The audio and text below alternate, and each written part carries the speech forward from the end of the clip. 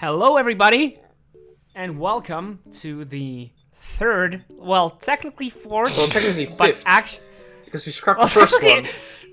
technically fifth. If you but, all count it, it's like 10th class, you know? actually, third episode. That's probably going to be released, hopefully, of the Quality Quarantine Podcast. My name is Peter, and I, as always, am joined by my two lovely co-hosts. Fuck off! The donut. It's the boss. Nice. We've had some technical difficulties, and we recorded a podcast a month ago, but after recording it, we realized that Bus's microphone was very scuffed, so he bought a new one. Bus, can you sing for us so that you can... I see trees of green, red roses too. So as you can hear, his microphone is now truly stunning, and so is his voice. So we're back on track. He bought a new mic.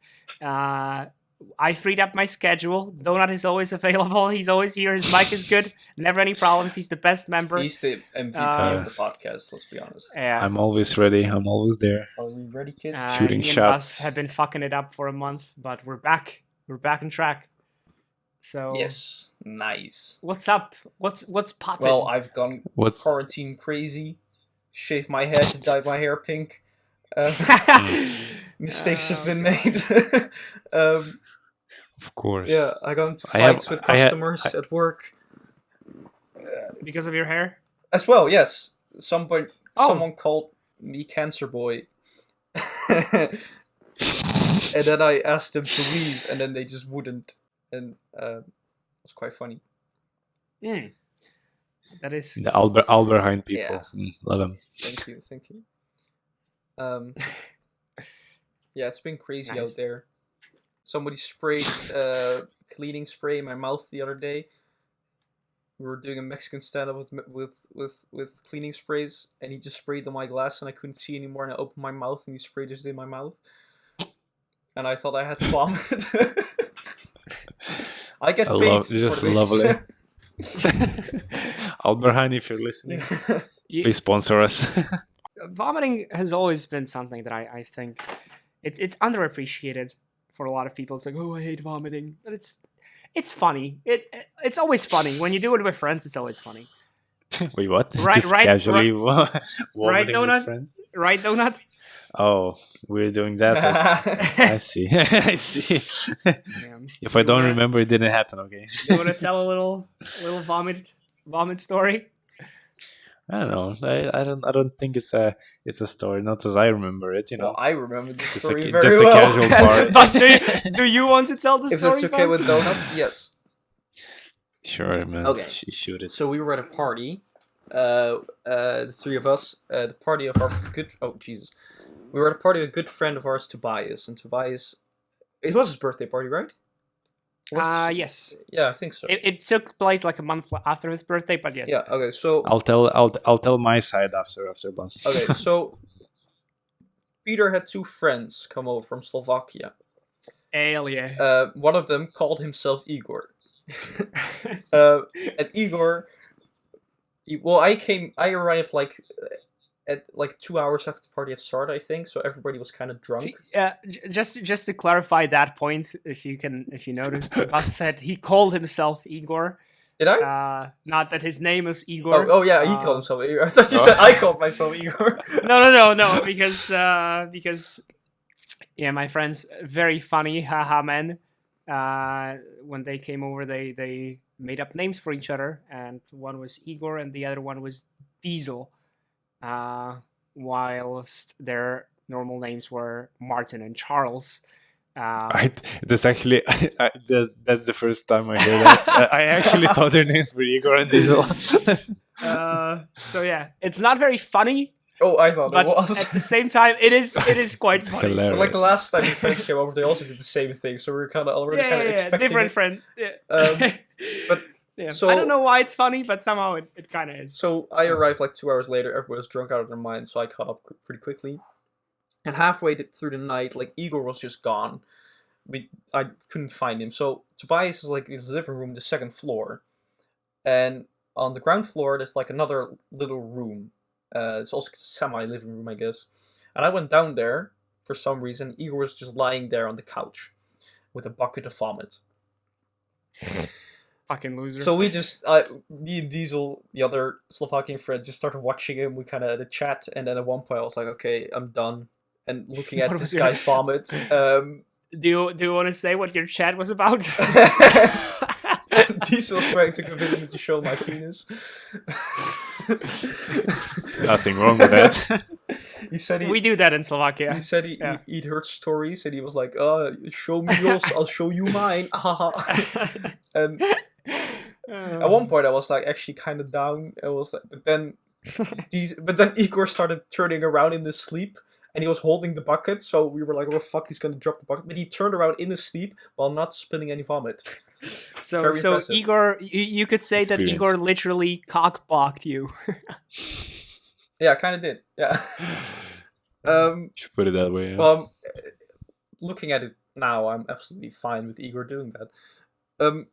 So I was done like looking and smelling his vomit, so I thought I'll go upstairs. So I got to the second floor, I asked where's Donut, and where's that person, where's this person? Because like everybody was kind of scattered, and I was like, okay, now I have to pee. So I went to the third floor where there's a bathroom. It's a big ass house. Yeah, it was a big ass house, and I was halfway on the stairs, and I could look up, and next to the stairs was the bathroom, and I looked up, and Donut was standing with two hands against the wall, and his head was between his arms. And he looked up, looked me in the eyes, looked against the wall, towards the wall, and just like sprayed vomit like against the wall. And it kind of like it fell on the floor, and it like went everywhere. It scattered. Like, it was like the most horrible sound.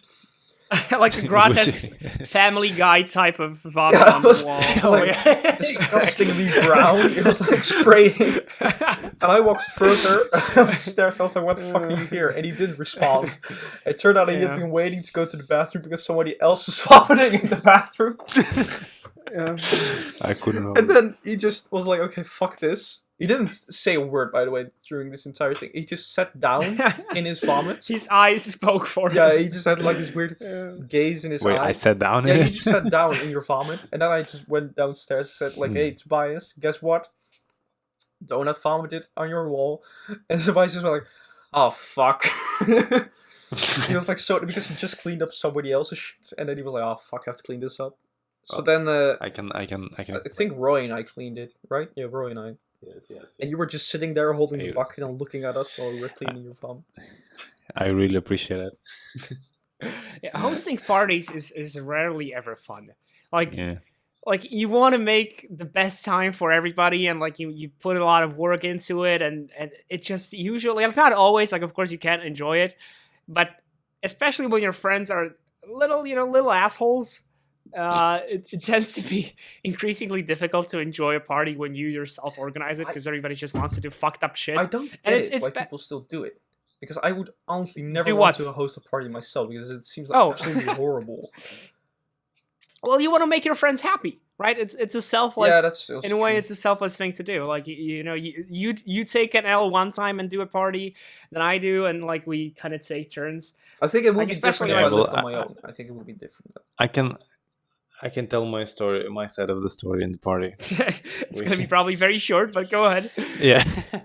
We arrived exactly on 8. The party starts at 8. At 8, we were at the door. Me, Peter, and 2 Slovakian friends.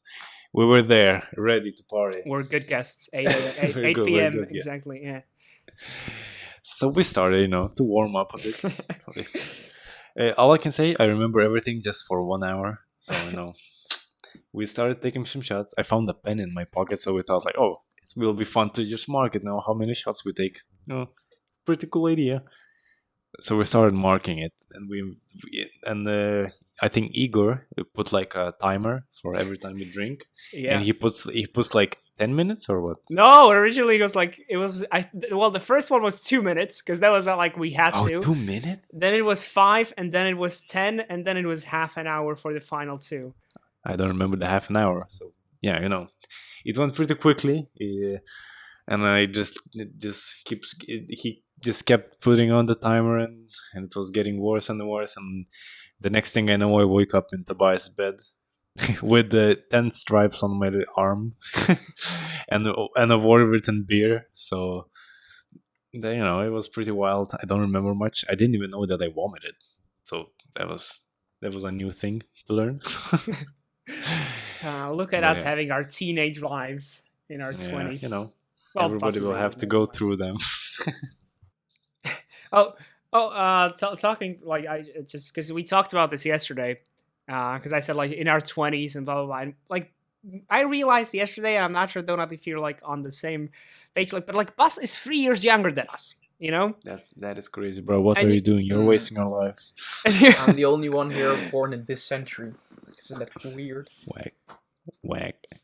And like it doesn't like when we talk, like you don't notice it, but like sometimes when I mention something from like the past, like like children's programming that we used to watch, I get surprised that it's actually different for Bus. Like it What keeps is 3 years that big of a well, gap? because like there are some shows, like not for everything, obviously there are a lot of things we like, but there are some shows that like for example I caught like as they were exiting, so like for like the final year of their existence. So then Bus, when he got 3 years older and maybe he would be potentially interested in that show, he didn't, and we realized that when we were talking about. Wait, do you not know who James Arthur is? James Arthur. If Yeah. I would see it, I would probably know it because I'm not good with names. But wait, let me Google it real quick. He auditioned at X Factor a while ago. Oh wait, I forgot James what? which. James Arthur. I don't know him. Okay, well then it's not an age thing, probably. It's just you.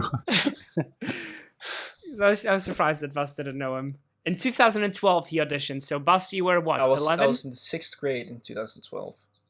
I was like 11, I think, 10. The only thing Yeah, I and remember you're- from those times was like One Direction. That was pretty big back then, Mm. and I hated them, of course, being a boy. Like, ugh. Oh my god, really? Of course. Yeah, but now I I- honestly I gotta admit their music's pretty rad. I quite like their songs. I started liking them because I was being a simp because I liked the girl that was really into One Direction, Ooh. and I was simping so hard. I was like, oh yeah, they're actually really cool. Like, I really like their songs. So I had to, because like I had a classmate that was like obsessively, like she was the poster child for obsessive One Direction fan. Mm. Like she would cry when she would like hear their songs. She fucking Yeah, that's something got- I never understood. Maybe this yeah.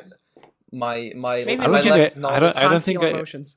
I don't think I ever went crazy that far to be a fan of something that you like. Oh my god, I cannot live without it. Like Yeah. I don't think I ever been a fan of anything like that. Because if I would be Oh, famous, like the frantic screaming. if I would be Yeah. famous, and Yeah. I was walking down the street, and a Mhm. girl, 16 years old, approaches me Mhm. and just starts screaming, I would run.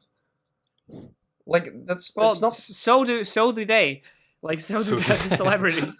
Have you ever? It's like the Austin Powers intro, with just him running down the street, everybody chasing. Have you ever seen that? Yeah. It's really good. It's really cool. It's really good. Yes, Yes. lovely movie. Haha. Do you cry when you watch movies? Oh, big time. Big fucking Big time. time? Never have. I cry. Wow. Wow. I cry. While talking to you, it feels like I'm without any emotions. Fuck. Especially like movies, not necessarily, but TV shows really get me. What's the hardest Because, you've like, cried? With what TV series? Ooh, I think it might have been Naruto. Actually, it's either Naruto or maybe The Office. Because in Ooh, The The Office, Office, it can get you, but it didn't get yeah. me. Okay, It And was when- almost close. what? But I do think Naruto. I actually, wait, I want to just when I like the final episode of Naruto when it was airing, like it was 3 years ago. What I did was I was like, okay, I know I'm gonna cry like a little bitch, so I set my iPad on like a table opposite of me as I was watching it. I was like, I'm gonna record my reaction to it because I'm probably gonna cry and weep. And I have a 20-minute video of me just crying because this is the final episode. It was really emotional, and I was bawling my eyes out over the ending of a Japanese animated Why show. would you record yourself crying like that? because I thought I still think that like sometime down the line, like if like 20 years from now, it will be very funny to look at it how I experienced the ending of Naruto. Jesus. So. But what did you want to say? Sorry. What movie made you cry, Donald? I did none did. I don't cry We're during mad movies. we don't cry in movie. Cause like I don't know, like the way I watch movies, I always like look at how they made, and like if there's like an emotional scene coming up, I don't get involved in the stories that much. I always think like, oh, how did they do that? How they do this? You know, and it's like I think it really takes away from the experience. But on the other hand, it's like I mean, I still like watching movies. You know, it's not like that I'm ignoring the plot, but it's just I don't think it gets to me that way. You should watch anime because you watch anime, guys, because then you wouldn't get sidetracked by the technicalities necessarily, like the filming and the cinematography. Oh, you could get distracted by the you could get distracted by the animation and like, of course there's a shit ton of even shot composition like in animation. Of course, I'm not saying that that's not the case, but for Donut specifically, because he wants to aspiring filmmaker, so he's really looking into the cameras and shit like that. I'm assuming lighting and stuff, which is different in animation. So yeah, because like nothing makes me cry as hard as anime does, and even like I find it very creepy almost because even like non-emotional shit gets at least like a tear out of my eyes, like just an epic moment like an anime where like the music goes up and the main character like draws his sword or whatever cliche you wanna portray in a cool way and like, oh, I'm gonna avenge my friends, and then the anime music pops up. That gets me. Like that shit actually does get me crying. But why? Because I don't know. It's just I find it very. I don't think with anime it would work as like I really can see like if it's real thing or it's like made up. Like if I see like a drawing and as you said like music builds up, like the main character is having troubles or something like that, I would see that as an animation, as a cartoon, and I would like just I wouldn't give a fuck that much that's a very cry, interesting argument because I keep hearing that argument like, oh, I can't get attached to animated characters. I find that very strange. What's because I have a lot of. What's your take on this? I used to agree with Donut on that a lot. I wasn't really a big fan of like I would watch Disney movies. I watched Bambi the other day, and when Bambi's like not the other day, a couple months ago, and when Bambi's mother got shot, I was like, okay, very sad, yes, cool. But the story just keeps on going, and I never really felt anything with that kind of shit until. Until Peter told me to watch this movie, Your Name. Ooh. Which I had never seen anime. I'm not a big fan of like the way animes are drawn because it's like kind of stocky, and I'm not really a big fan of that. Well, it depends. If you watch good anime, they have very good art styles. But I get your point. Yeah, it's kind of like, I find it kind of weird. Generally, like the way I see anime is like little girls with very big tits and very high voices, and that just freaks me out. And I think it's very weird. That's the way I see. I think you're thinking hentai there. Yeah, but that's also a genre of anime. So, until I watched that movie, and that movie is a cinematic masterpiece. It absolutely is. Wow. And you could see like, and it's also the same with no, I'll get to that in a minute. Like, you can still see like cinematic, interesting approaches to telling a story. Like you can see like what techniques they thought of when drawing it. That's very interesting. It has a very interesting story.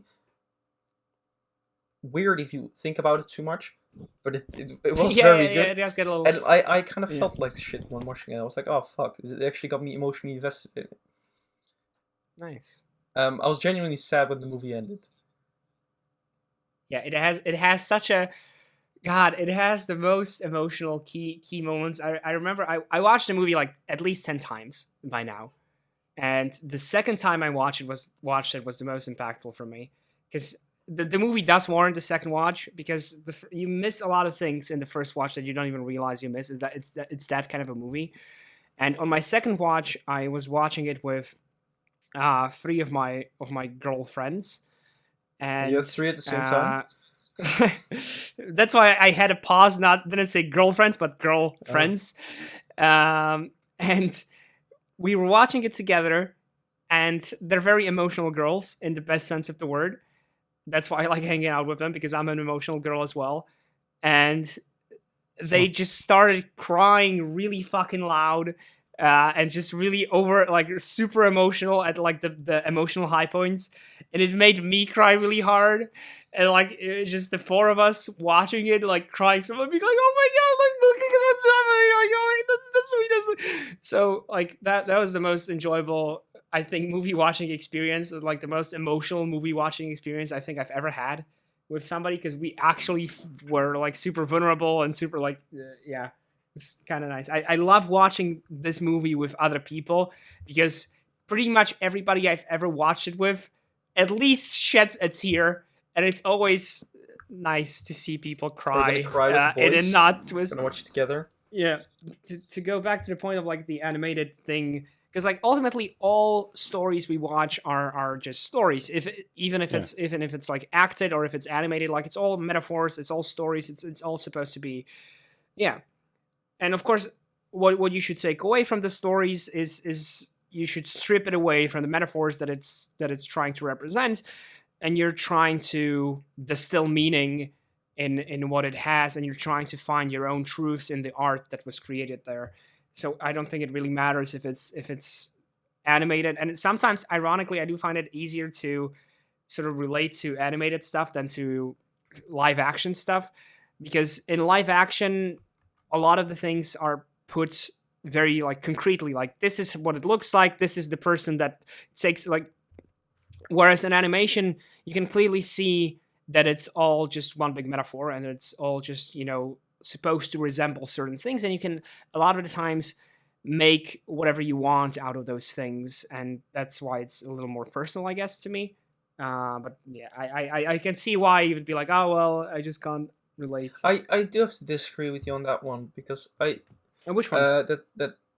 When you have a real life movie, you can't relate to it. You can relate to it less than when it's animated. Yeah, Because correct me if I'm wrong, but you said because it like can you say it again? Because I want. Yeah. In animation, it's basically one big metaphor, Mm-hmm. and you can sort of make it your own in a way. And also, what's really important to me is that in animation, things can be a lot more over exaggerated, and they can be a lot more like there are certain things that you can't do in live action and only can do in animation, right? And that's what I really like about animation. That's why I'm more invested in it, because everything you see is just usually, if the animation is done very well, is brought to the max, and it's pushing what the art form can do. Yeah, but that's And I'm not saying I don't see value in live action. Just so we're clear, like there are fantastic, like Better Call Saul, for example, a show that's like airing right now. It's a cinematic masterpiece, and you get invested in the characters like you never have. And like there are definitely live action shows that I really like, and there are animated shows that I really like, and I do think that they bring different values. And I personally identify more with the animated stuff. Ooh, I couldn't Jesus. understand the last Speak word you too said. fast. But He just started because the going thing- off. Because I think that in animation, like everything is put there deliberately. Everything that's drawn, I don't like saying drawn, animated, is like it was a choice. But when you watch like a movie and you have like real actors in it, of course, like the animated movies are only voiced by the actors, but then you also have like the things they bring to the story, like a certain look, a glance, a nod they give, and I think that makes it more personal, and therefore I can identify more with. For example, like Call Me by Your Name. One of the best movies I've ever seen, hands down. It ends with like a guy sitting at a fireplace and he's just looking into the fire.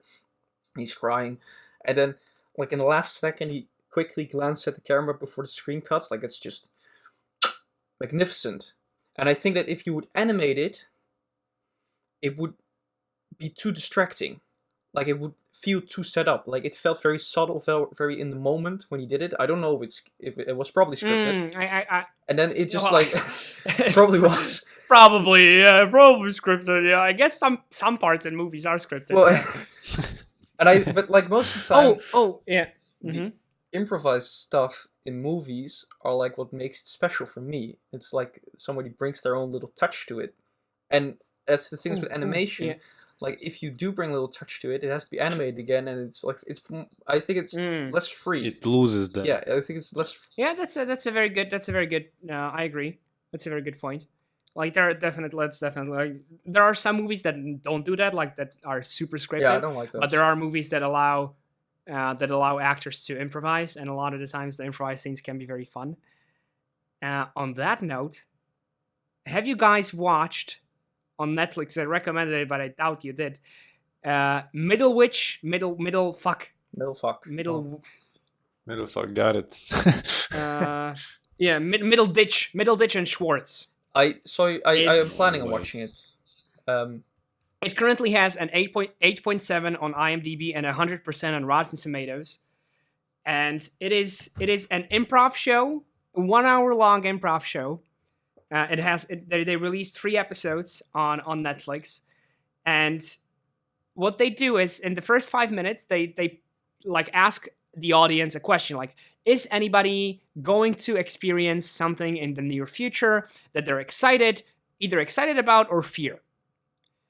And then they gather audience responses, and the first response that they get, they're like, okay, that was the first thing we've heard. Tell us a little bit more about it. And for 5 minutes, they kind of interview the person. Like they're sitting in the audience, all the people like in a big theater, and they talk to the people and they tell them all the details. And then they make an hour-long performance on the spot. Like they just start. And the stories that they create are so narratively well, like it blows my mind how great of a narrative they can create with a fully fledged story arc that they execute in exactly an hour. And it's a masterclass at improv. It's a masterclass in comedy. Both of the guys are incredibly funny. One of them starred in a show called Silicon Valley on HBO. An amazing show, fucking funny show. It's basically Silicon Valley is like Big Bang Theory but good.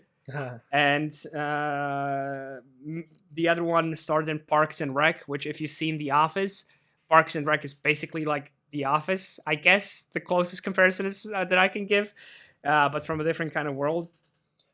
And it's just insane what they pulled off. So we're having trouble doing an improv for 1 minute, and the dudes just pull up 1 hour. Yeah, 1 hour. And like, the hard thing is with that, I imagine, is like not only coming up with the story, but also convincing your other player to go along with it in a certain way while you cannot discuss it. Like that seems to be the hardest thing about it.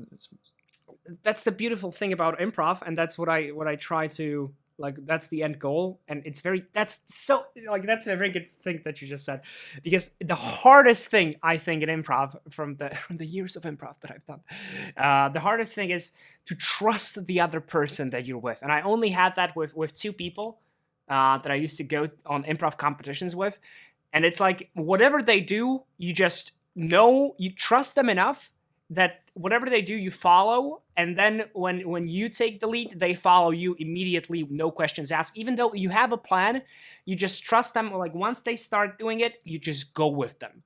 And that's the most essential. And it's hard because you don't trust people when you improv with them, like casually. Like there are a lot of people in our theater group that you would be like, well, I would just rather take the lead, right? I'm assuming. Yes. And these 2 people, since they work together for such a long time, and like they have to obviously have some cues, and they have to have some things that they agree on, and then when the chemistry is there, like it creates this perfect fusion of just 2 actors on stage supporting each other and supporting each other's ideas and everything they do, and it's just magnificent. This reminds me of a movie I saw like couple months ago, and I think it's again one of the best movies I've ever seen. It's a movie called Sleuth. It's from 1972, and I really recommend you watch it. You don't like How do you spell it? Sleuth, and it has a 2006 remake, but don't watch that. Watch the 1972 one. It's about a man, and he's. By the way, there are two actors in the whole movie. It's a 1.5 hour movie, and there are only two actors in the entire thing, and they carry it, and it's mostly conversation. Nothing else happens. It's just, I love those types of movies. they're my favorites, and it's Michael Caine, who of course is I don't know if you've seen anything of Michael Caine, but he's brilliant. And then Laurence Olivier, who was like the best Shakespearean actor ever. Two of my favorite actors together in this movie, and it's about a man who Laurence Olivier invites Michael Caine to his house to confront him with I'm not gonna say what he does, but he plays some very sick. Okay, no, because I do actually want to watch, because it does seem the genre is mystery / thriller, and if you say it's with two actors, that sounds very intriguing. And it kind of goes against your expectations. You really do not know where it will go. It's very good, but it's magnificent how these two actors just talk for 1.5 hours straight and just keeps you engaged the entire time. Oh, it's like another one, 12 Angry Men, just 12 men in a room discussing a murder case, and it's very interesting to see like how one approaches it to the other, like how they approach the conversation, and it also takes twists and turns. And those movies, like, they're one of my favorite, or my favorite kind of movies, because they're deep explorations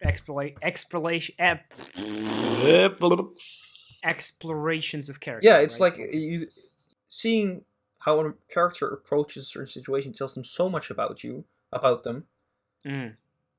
And it's like, again, with like the little things, it's like how they say a word, how they glance at you, when they wink, it's like those kind of things tell you a lot about a character. It's very interesting. And I feel like you don't see that too often anymore in modern movies. Ooh. Yeah. Like especially I'm not saying all old movies are better than the new ones, but in old movies I feel like you had more character development and you had more. Well, depends. Like, you just have more movies now, and it's just that true. The popular movies are the blockbusters. Yeah. Do you guys, you've watched BoJack Horseman, right? Yes, sir. And there's this episode. It is an excellent character exploration show, and in the show there's an episode in the final. I think it's the final season or the fourth season. I don't. There's an episode where for 20 minutes. Or 25 he rants about his mom or something? Yeah. For 25 minutes, the main character delivers a eulogy for his mother. And it is nothing but him talking for 25 minutes. It's an animated horse standing on a stage, and he talks for 25 minutes. And I believe it is the second best rated episode of the whole show, or the third. And it is... I remember watching it. I've never experienced anything similar to that, because it was genuinely mind-blowing how they could make a talking horse interesting and emotional and gripping for 20. Wow. The whole show was like really, really touching. It's like you would expect it to be like a really tacky comedy that's like a really like a sitcom, but it was really like way.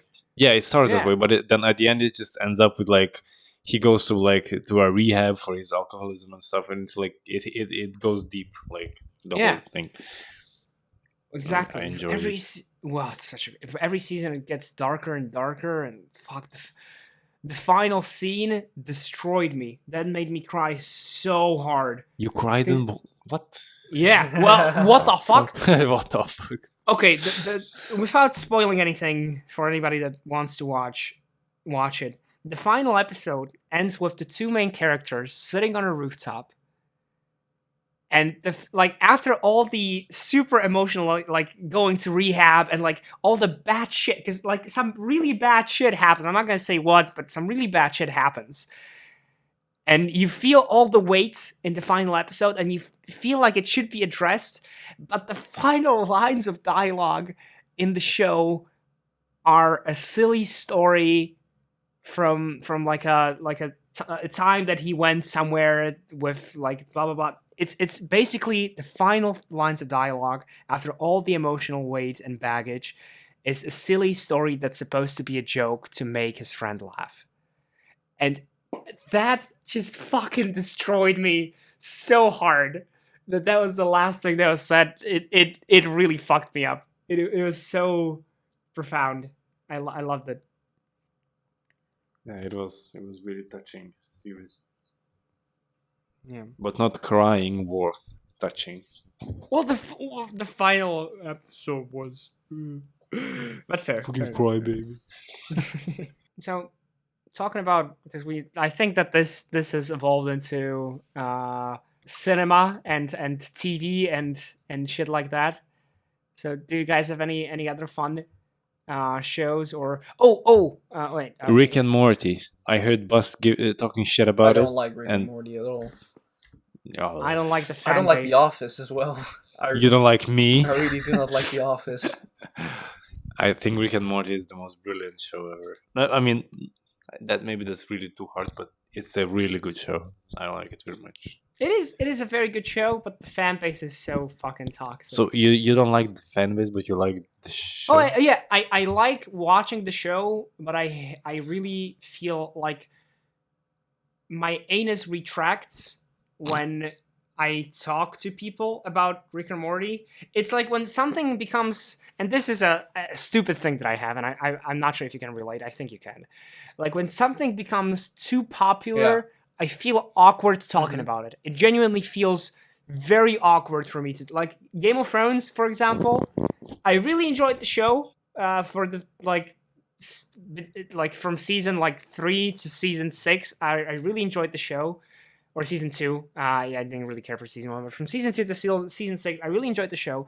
But every time somebody would like bring it up because it was at the height of popularity, I would just really like cringe on the inside, and like my anus would retract, and I would feel super awkward because it just feels like, I don't know, like it's the first show that person has ever seen.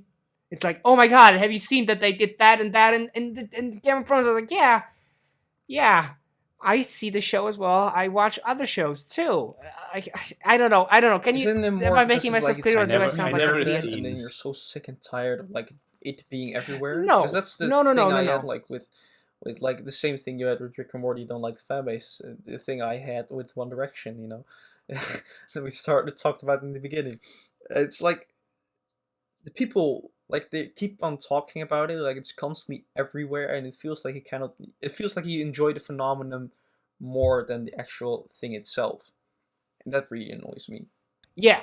But I think that might be part of it, honestly. But that's not then that it's everywhere, because like I don't mind the fact that it's like if it was something I'd be passionate about, like sure, let's talk about it. But it's just like you feel like people go into it not because they can appreciate good cinema, and I'm not saying that we're connoisseurs of art and we can see good cinema when we see it, because like no.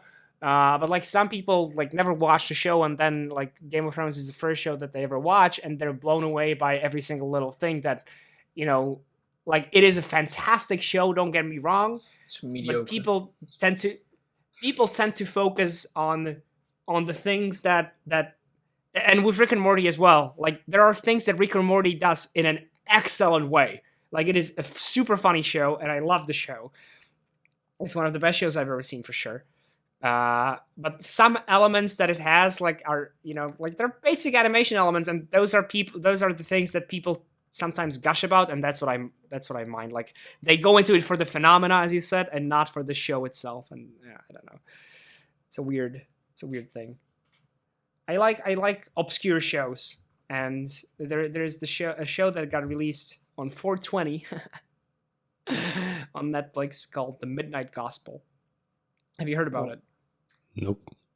Well, let me tell you guys. Well, strap in, boys. The Midnight Gospel is an animated show, and it is an extremely wild concept. It is a super fucking wild concept. It is done by Duncan. What's his Trussell. name? Oh, I've seen that. Yeah, Yeah, I've seen, yeah. I Have haven't you? seen it, but I've heard about it. I saw it on Netflix as an advertisement. Yeah, and it's basically a podcast. Like it is like the idea behind it is that he's interviewing super interesting people. Like in his second episode, he's interviewing a person that went to prison and got sentenced to a death sentence for a crime he didn't commit. And then he, like in prison, he started practicing magic, like magic, like actually, like magic, like there's magic, kind of shit, or like party tricks. Like there's no, like not neither of those, but like magic is an actual like thing that people believe, and it's basically like mind over matter type of thing, where you can manifest stuff and shit like that. It's really weird, and he interviews like these really wild people from like really wild concepts. And the thing that makes it stand out is that every single episode is animated with like a fully realized world. And every single one of those worlds, because it's done in a way where like he goes into a simulation and blah, blah, blah, blah, blah. And every single world is a dying world because of a certain apocalypse, and they just walk through the world almost ignoring everything that's happening, and you get to see these gorgeous pieces of animation, these absolute the wildest things you've ever seen animated, and in the most creative ways you can imagine. And in between, they talk about some really controversial and wild and interesting subjects. It's a really trippy show. It's a really fucking trippy and wild show. The first episode starts very soft. I think it's meant to ease people in, because even the animation is very like tame and the subject matter is very tame. But from the second episode, it just wow, it turns. I think I'm too dumb to get it, because it's a really smart show, and I didn't get a lot of the things that were in there. So it's too smart for me, but it's a super good show either way. But isn't it kind of like the thing where you just see it and you kind of get hooked with it, and then you just kind of go along where it goes? Like you just kind of yeah. So I had that same shit with Fantasia, the Disney movie. What is that? You have never heard of Fantasia? No, I don't think I have. Nope. Very interesting movie. Very interesting. Is it spelled with a Z or with an S? It's about the animators from Disney just took piece of music and they animated stuff they wanted to animate along with the music. They thought like, what does this music sound like? And they turned it into a story. Or they animated stuff and they had composers create music for it, and then just like stuff like that. It was very creative and it's very. The 1940s. Yeah, it's from 19. Okay. I think it's from 1940. Yeah, and it's really fucking weird. Yeah. Like I watched it like a couple months ago when I was very sleepy, or like in the middle of the night. I thought like, oh fuck it, I'll watch it. And there's this one scene, because they have like different segments, and like one is about dinosaurs, and one is about this is the one with Mickey Mouse where he's a sorcerer and he floods the cellar. Maybe you've seen that. Mm-hmm. And there's also one which has like I don't remember actually what it kind of was, but like these half horse, half people. Centaurs. Yeah. And I don't remember what happens in the story, but it was so fucking chaotic, and I was just hooked in it, and I just couldn't stop watching. And I don't remember anything that happened in the movie, but all I know is like the very pleasant feeling I got from watching it, which just made it worth it. But I thought like, oh, maybe I'll have to watch it when you're high or something. That's so that sounds so interesting, because I'm reading the description now for it, and it sounds very interesting. And it has like 96% on Metacritic and 94% on Rotten Tomatoes. Oh, it's classical music. Yeah, it's classical not music. Disney compared. Yeah. Oh, Didn't I so say they did, because I'm looking at the like, so it's Beethoven and like Bocelli and Poncelli. It's Beethoven. Okay, that's really cool. Yeah. Disney's boldest experiment to date, as Google says. It's really fascinating to see. It's really fascinating. Okay. I'm gonna check that out. I think that's cool. Well, I think this has been pretty a really fulfilled conversation. Yeah, I think it's been pretty good. Yeah, I liked it. I think we're 15 minutes in, so I think we can. When we narrowed it down, it's probably going to be like 40, so I think that's pretty good. Who wants to take the rap? Drop Well, I the would like to wrap. I'm very hungry. For more jokes like that, please keep listening to our podcast. And and somebody started drilling in my house. oh, Well, that's a cue for us to. well, yeah. That's the drill, you know. Somebody. That's the drill, eh? We have achieved comedy today here, ladies and gentlemen. Can I just say before we go, I couldn't fall asleep today because somebody was having very loud sex on the room on top of me. It was quite annoying until like 3 a.m. It's just my closing thoughts. Like, if you're listening, my upstairs neighbor, your bed is fairly loud. Thank you. Well, Whoa. can't stop, man. Okay, so On that note, On that on note, that note, let's wrap this bitch up. Thank you for listening, and bye. yeah. hopefully see you next week. This time. Yeah, this time we'll actually do it next week. We'll actually do it. We should record it as soon as possible. Just like we should like collect them all, and then we should bulk them. You know, record like 5 a day, and then just pop. We're set for the next couple I don't weeks. think that's a very good strategy, but okay. So, anyways, bye bye. Bye-bye.